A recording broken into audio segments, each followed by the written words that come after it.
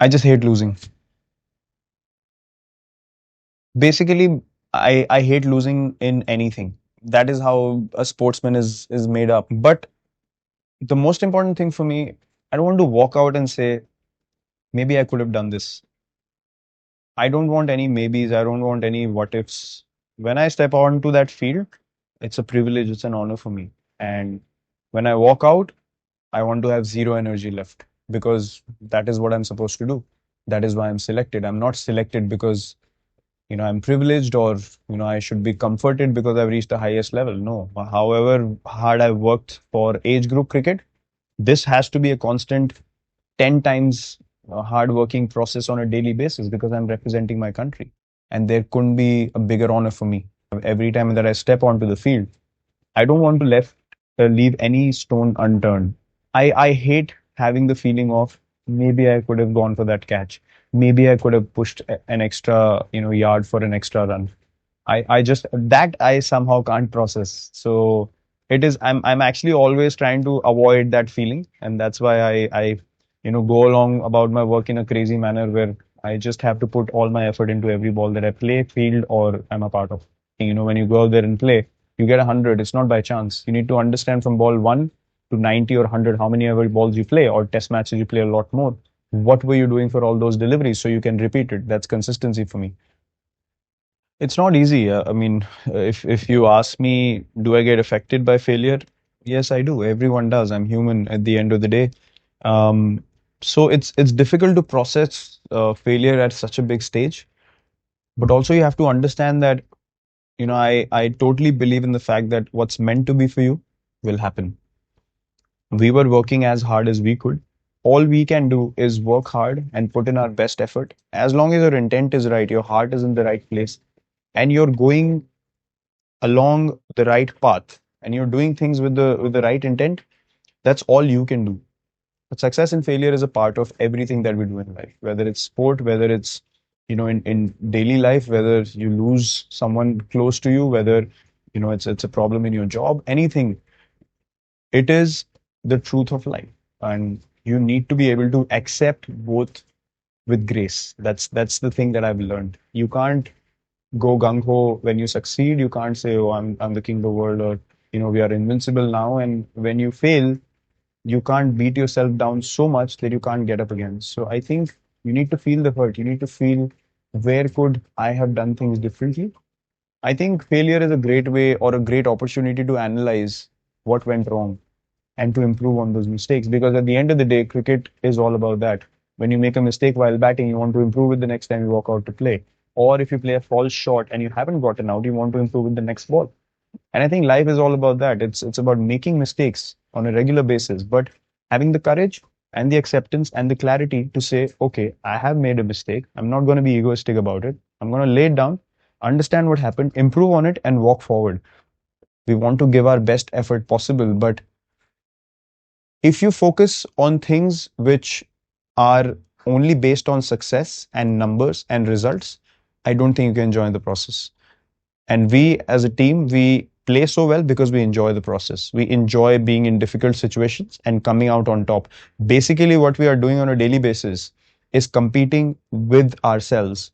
How good can we be when we are put under pressure? It's not about coming up against someone or trying to prove someone else wrong. It's about bringing our own standard of cricket higher and higher on a daily basis and setting examples, the right examples for the next generation to take over whenever that happens. This was actually end of 2011, 2012, actually, when we came back from Australia, and I figured out the difference or the gap that we have with other countries. And I thought, if we don't change the way we are playing, or I don't change the way I'm playing, or the way I'm training, or thinking, or eating, I can never be among the best players in the world. And there's no point in just competing if you don't want to be the best. So I had played IPL from 2008, 9, 10, 11, and then 12. IPL 12 was I was playing for India. I was playing for the national team at the highest level, but I hadn't got the success, that some of the established players did. And IPL 2012 again had a really, really bad IPL season, and I was not disciplined at all in terms of my eating and my fitness. I mean, I can't even relate to that guy anymore that I was. I remember coming back home and I came out of the shower. The team didn't do well. I came out of the shower. I looked at myself in the mirror and I was like, you can't look like that if you're an international cricketer. I was like, how the hell are you going to continue like this if you don't take care of yourself? That's the time it hit me. And boom, from next day onwards, I just changed everything about my diet.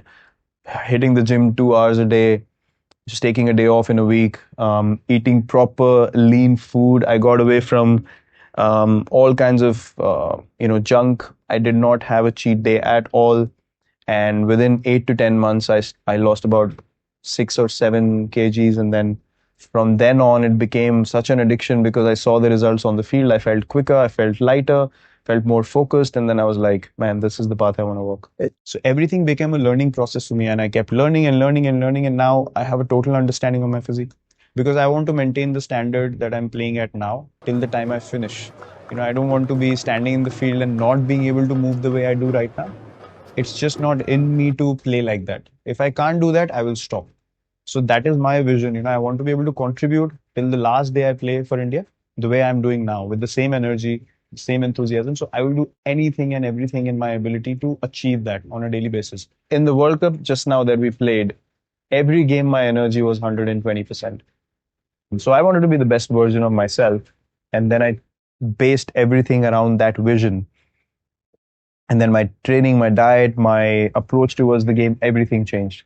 And I know that I wasn't the most skilled sports person when I came in, but the only thing that's been constant is working hard on myself and my game. And that was the time I realized, well, if the Indian team has to be best team in the world, we need to go ahead in a certain manner. I didn't feel that, when I walked into play, there was any kind of fear or respect in the opposition corner. So I felt like I don't want to walk into the field thinking, or the opposition thinking, oh, this is just a pushover. Don't worry about this guy. He's going to do no damage to us, and he's just playing just like another player in the team and stuff. I wanted to make an impact. I knew that I have the ability to make my team win, and I wanted to be that version of myself. Where if I walk in, I wanted teams to think like we need to get this guy out, or else we're going to lose the game.